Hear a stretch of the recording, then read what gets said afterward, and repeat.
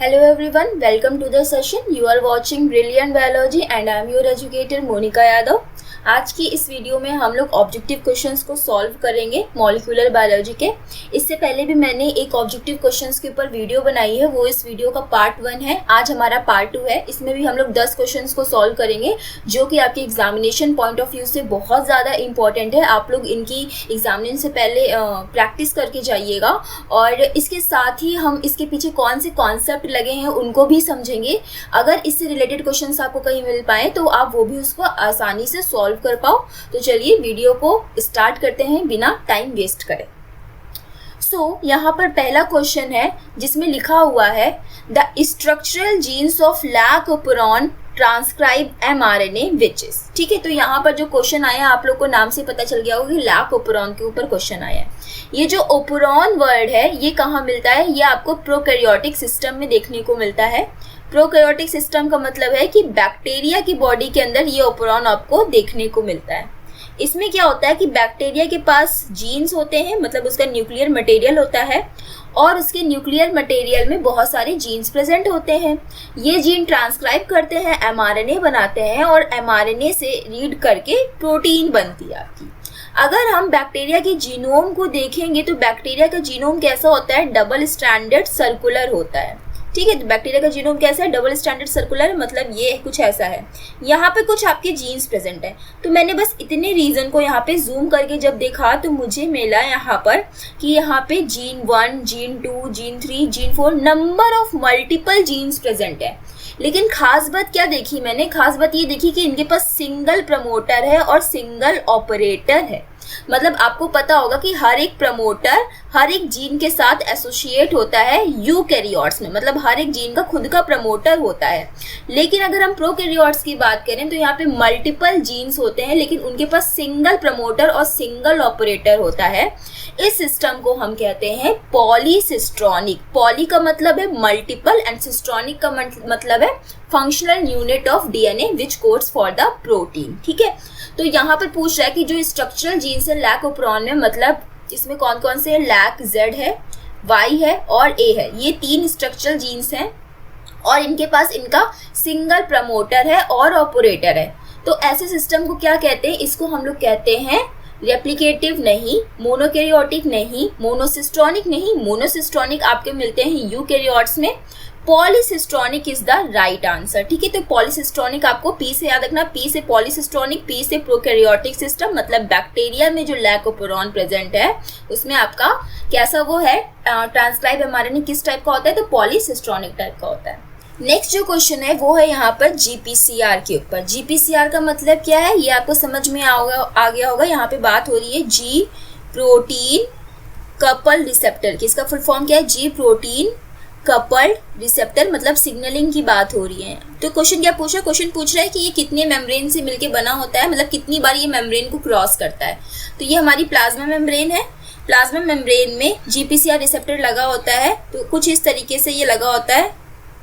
ठीक, इसका एक बाहर की तरफ पोर्शन होता है जहां से ये सिग्नल को रिसीव करता है, इसे हम कहते हैं एक्स्ट्रा सेलुलर रीजन, और अंदर की तरफ ये सिग्नल को आगे पहुंचाता है तो इसे हम कहते हैं इंट्रा सेलुलर रीजन।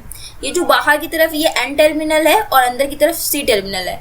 बात यार ये कि मेम्ब्रेन में अपने आप को कितनी बार एम्बेडेड करके रखता है, तो ये अपनी मेम्ब्रेन में अपने आप को 7 बार एम्बेडेड करता है। तो कैसा हो गया 7? 1 2 3 4 5 6 7। ठीक है, ये मेम्ब्रेन में कितनी बार पास हुआ है? 7 बार पास हुआ है। इस वजह से इसको हम 7 ट्रांसमेम्ब्रेन हेलिक्स या इसे हम सर्पेंटाइन रिसेप्टर भी कहते हैं। आप लोग इसे याद रखना, बहुत इंपॉर्टेंट क्वेश्चन है ये। 8 मेम्ब्रेन में नहीं करता है, 9 बार नहीं करता है, 10 बार नहीं करता, ओनली 7 बार करता है आपका GPCR। ठीक, नेक्स्ट क्वेश्चन है यहाँ पर पूछ रहा है repressor is a product of. अभी कौन से रिप्रेसर की बात कर रहा है? तो ये रिप्रेसर बात कर रहा है आपके लैकोपोरॉन से ये क्वेश्चन लिया गया है। लैकोपोरॉन का अगर आप डायग्राम देखो तो यहाँ पर आपका जीनोम होता है। इस जीनोम के पास यहाँ पर लैक के कुछ स्ट्रक्चरल जीन्स होते हैं जैसे Z, Y, A। इनका प्रमोटर होता है, इनका ऑपरेटर होता है और यहाँ पर आपका रेगुलेटर होता है जो कि यहाँ पर इसका खुद का यहाँ पे प्रमोटर लगा होता है और ये कुछ यहाँ पर रेगुलेटरी प्रोटीन को बनाता है।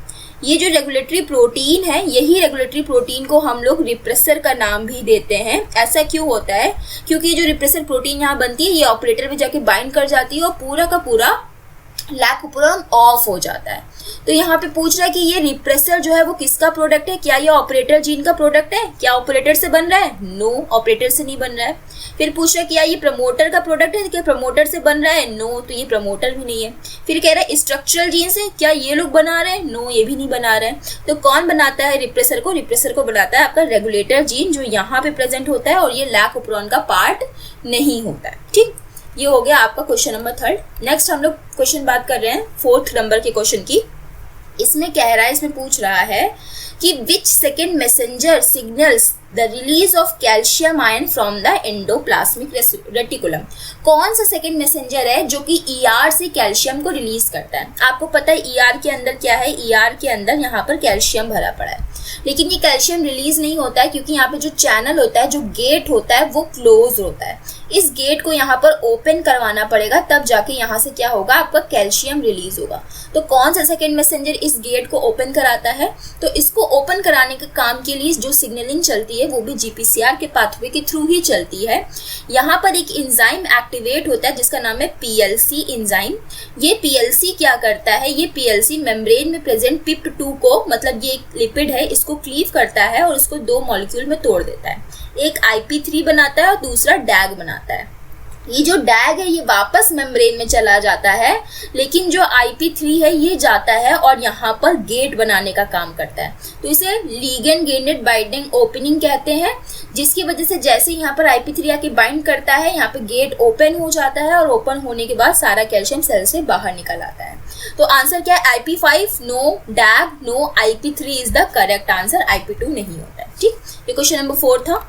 नेक्स्ट क्वेश्चन है क्वेश्चन नंबर 5 में आपसे कह रहा है कि अ हार्मोन और a ligand can be considered as. ठीक है, मतलब लीगेंड की बात कर रहे हैं। यहाँ पर एक हमारी सेल 1 है और ये सेल 2 है। सेल 1 ने यहाँ से कुछ मॉलिक्यूल्स को सिक्रीट किया, इन मॉलिक्यूल्स को सेल 2 ने यहाँ पे एक्सेप्ट किया। तो ये जो मॉलिक्यूल्स है इनको क्या कहते हैं, हम लीगेंड कहते हैं। और ये क्या कहलाते हैं, साथ ही साथ ये प्राइमरी मैसेंजर भी कहलाते हैं। ठीक है, तो आपको पता है हार्मोन और लिगेंड को क्या कहते हैं, फर्स्ट मैसेंजर या प्राइमरी मैसेंजर कहते हैं। अब इनकी वजह से जो सेल नंबर 2 है उसके सेल के अंदर कुछ चेंजेस आए और कुछ मॉलिक्यूल्स बने, इन मॉलिक्यूल्स को हम लोग सेकेंडरी मैसेंजर कहते हैं। ठीक है, सेकेंड मैसेंजर कहते हैं। तो इनिशियल जो फर्स्ट टाइम बाइंडिंग कर रहा है बाहर से वो क्या है, फर्स्ट मैसेंजर और प्राइमरी मैसेंजर, और जो सेकेंड टाइम सेल के अंदर बन रहा है वो है सेकेंड मैसेंजर या सेकेंडरी मैसेंजर। ठीक है, फिर नेक्स्ट क्वेश्चन है यहाँ पे, which of the following is not a secondary messenger. ये ऑप्शन है आपके, इसमें से आपको बताना है कि सेकेंडरी मैसेंजर कौन सा नहीं है। Calcium, yes it is a secondary messenger. CAMP, yes it is a secondary messenger. CGMP भी सेकेंडरी मैसेंजर है। G प्रोटीन आपका सेकेंडरी मैसेंजर नहीं है, क्योंकि ये G प्रोटीन कहाँ मिलता है, ये मिलता है GPCR रिसेप्टर से नीचे की तरफ, यहाँ पर G प्रोटीन आपका बाइंड करता है। It is a protein not a second messenger. ठीक है, फिर नेक्स्ट क्वेश्चन पूछ रहा है ये कि द सीक्वेंस बताना है आपको यहाँ पे स्ट्रक्चरल जीन्स का जो कि लैकोपेरोन में प्रेजेंट है। मतलब अभी मैंने जो ऊपर लैकोपेरोन का डायग्राम बनाया था, यहाँ पे मैंने जीन्स बनाए थे, तो उन जीन्स का सीक्वेंस बताना है। तो वो जीन्स कैसे होते हैं, सबसे पहले Z होता है, फिर Y होता है, फिर A होता है। ठीक है, Z करता है बीटा गैलेक्टोसाइडेज एंजाइम को, बीटा गैलेक्टोसाइडेज। जो Y करता है, ध्यान से देखना, Y करता है परमिएस को, और जो A करता है वो करता है ट्रांस एसिटाइलेज को, ट्रांस एसिटाइलेज को। ये तीनों जीन्स इन एंजाइम्स को कोड करते हैं। तो क्या है, पहला है Z, दूसरा है Y, तीसरा A। ऐसा कौन सा ऑप्शन मिल रहा है, AZY है, नो ये नहीं है, ZY है, yes it is a correct option. ठीक है, Z है, फिर Y है, फिर A है। ठीक है, तो आप लोग इसका ऑप्शन देख लेना। नेक्स्ट है क्वेश्चन नंबर 8। क्वेश्चन नंबर 8 में यहाँ पे कह रहा है ओपेरॉन मॉडल में जो जीन रेगुलेशन होता है वो सबसे पहले बैक्टीरिया में किसने देखा था। ओपेरॉन कहाँ होता है, बैक्टीरिया में होता है। तो सबसे पहले किसने देखा था, वॉटसन एंड क्रिक ने, नो उन्होंने नहीं देखा था। फ्रैंकलिन टॉटम ने, नहीं उन्होंने नहीं देखा था। Jacob and Monod is the correct answer, yes Jacob and Monod ने सबसे पहले ओपेरॉन की डिस्कवरी की थी। हैबरलैंड आपके प्लांट टिश्यू कल्चर से रिलेटेड है और एलेक्स जेफरी आपके जेनेटिक इंजीनियरिंग से रिलेटेड है। ठीक है, फिर 9th क्वेश्चन है, पूछ रहा है कि ट्रिप्टोफान ओपेरॉन में जो ट्रिप्टोफान है वो किस तरीके का काम करता है। तो वो एक को रिप्रेसर का काम करता है, वो कैटलिस्ट का काम करता है, एंजाइम का काम करता है, या रिएक्टर का काम करता है। जो ट्रिप्टोफान होता है वो ट्रिप्टोफान ओपेरॉन में एक को रिप्रेसर का काम करता है, क्योंकि क्या होता है कि यहाँ पर जो रिप्रेसर बनता है वो एक्चुअली पूरी तरीके से एक्टिव नहीं होता है, उसे हम लोग एपो रिप्रेसर कहते हैं। इस एपो रिप्रेसर के साथ को रिप्रेसर आके मिलता है और को रिप्रेसर एपो रिप्रेसर जब साथ में मिलते हैं तो ये बनाते हैं होलो रिप्रेसर। तो यहाँ पे ये जो को रिप्रेसर है ये कौन सा होता है, ये खुद ही ट्रिप्टोफान खुद होता है, एक तरीके का निगेटिव फीडबैक देता है, ये अपनी ही सिंथेसिस को ये स्टॉप करता है, रोकता है। तो ट्रिप्टोफान सर्व एज अ को repressor, first answer is the correct. ठीक है, लास्ट क्वेश्चन है कि जो ट्रिप्टोफान ओपेरॉन है उसमें स्ट्रक्चरल जीन्स कितने होते हैं। तो ट्रिप्टोफान ओपेरॉन का जो डायग्राम होता है उसमें भी स्ट्रक्चरल जीन्स होते हैं, उसमें होते हैं A B C D E, फिर इनका ऑपरेटर, फिर इनका प्रमोटर, यहाँ पे कुछ लीडर सीक्वेंसेस होते हैं। ठीक है, इस तरफ यहाँ पर रेगुलेटर जीन होता है, ये 5 प्राइम टू 3 प्राइम यहाँ पे इसकी डायरेक्शन होती है। तो आप काउंट करो जीन्स कितने हैं, 1 2 3 4 5। ठीक है, टोटल कितने जीन्स होते हैं, 5 जीन्स होते हैं ट्रिप्टोफान ओपेरॉन में, और लैक ओपेरॉन में कितने थे, लैक ओपेरॉन में 3 जीन्स थे। ठीक, आई होप आपको ये वीडियो अच्छी लगी होगी, समझ में आई होगी। अगर पसंद आई है तो ऐसे ही MCQ क्वेश्चंस को प्रैक्टिस करते रहिए अपनी एग्जामिनेशन के लिए, और अपने फ्रेंड्स के साथ वीडियो को शेयर भी करिए। Thank you everyone, bye bye.